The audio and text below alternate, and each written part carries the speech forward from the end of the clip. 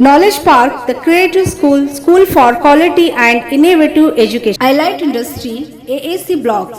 Construct your dream home with quality products. Honorable new member of Maharashtra State Backward Classes Commission Dr. Om Prakash Shivaji राव जाधव का बसव कल्याण में सम्मान KIA गया। ओम प्रकाश जाधव साहेब आपल्या नमस्कार, मैं वर्षा रानी, आप देख रहे हैं बीके न्यूज में आपका स्वागत है।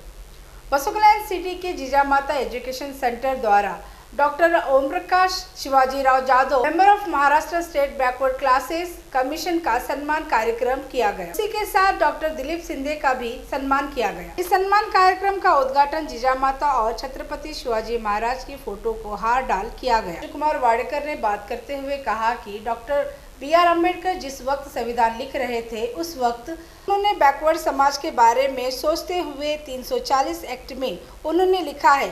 उसके बाद 341, 342 एक्ट में SC/ST के बारे में लिखा है।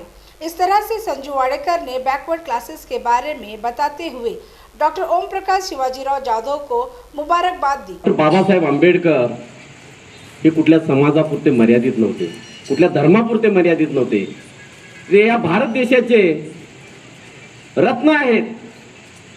आणि त्यांनी केलेले एक दोन कामाची उदाहरण आता मगाशी बोलताना KRK Giri, Silk and Sari Traders, dealers in steel, cement and building material. Sai Mobile, all mobiles available here. Doctor Panjabrao देशमुखांचं नाव मुळे साहेबांनी घेतलं, सतीश मुळे साहेबांनी।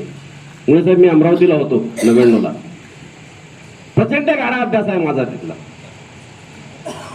ज्यावेळेस हे संविधान लिहित होते डॉक्टर बाबासाहेब आंबेडकर आणि सतीश साहेब बोलले मगाशी पंजाबराव देशमुख त्यांचे मित्र होते म्हणून।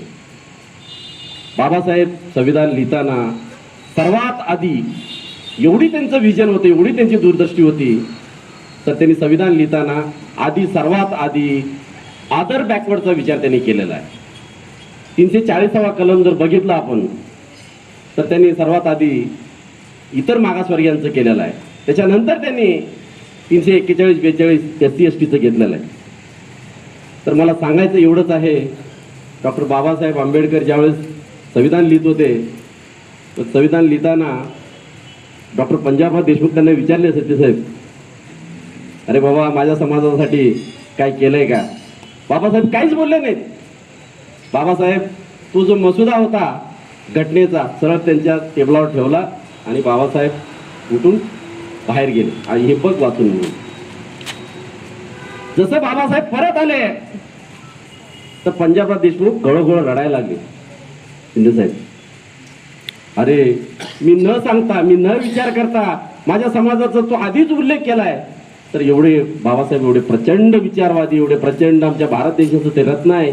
आणि हेही सांगतोय मी, आजचे जे दलित बांधव आहेत ना, डॉक्टर बाबासाहेब आंबेडकरांचे अनुयायी म्हणून जे समोर येतात ते तुम्हा आम्हा बहुजनांचे सारथी आहेत बांधवांनो, तुम्हाला लक्षात ठेवा। आज कोणी पुढे येत नाही रस्त्यावर, एवढा आज भारत देशामध्ये कायद्याची तुडवणी चालली आहे, पण आज बी जर कोणी पुढे रस्त्यावर जर येत असेल तर बाबासाहेब आंबेडकरांचे अनुयायी म्हणून आज दलित समाज पुढे येतो। तर मी असं म्हणेन की ते आपल्या सर्व बहुजनांचे सारथी आहेत। ते जिजामाताबद्दल आता मगाशी बोलले, आमचंच स्टुडंट आहे म्हणून, तर या शाळेबद्दल बोललं पाहिजे।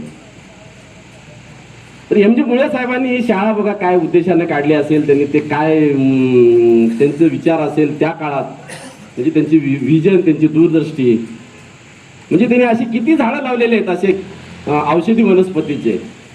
आणि मी थोडंसं मुळे साहेब माझ्याही थोडं लक्षात आलं होतं की हा ओमप्रकाश जाधव हा रामबाण औषध आहे। औषधाचे अनेक झाडं लावले असतील मुळे साहेबांनी, पण माझ्या लक्षात एक आलं होतं की हा ओमप्रकाश जाधव एक रामबाण औषध आहे आणि त्याला खतपाणी आपण घातलं पाहिजे। आणि मला जेवढं शक्य झालं तेवढं मी सुद्धा त्या पाणी घालायचं काम केलेलं आहे। इस मौके पर डॉक्टर ओम प्रकाश शिवाजीराव जाधव ने बात करते हुए कहा कि आज जो मैं इस मुकाम पर पहुंचा हूं, इसमें RTO संजू कुमार वाडेकर का बहुत बड़ा हाथ है।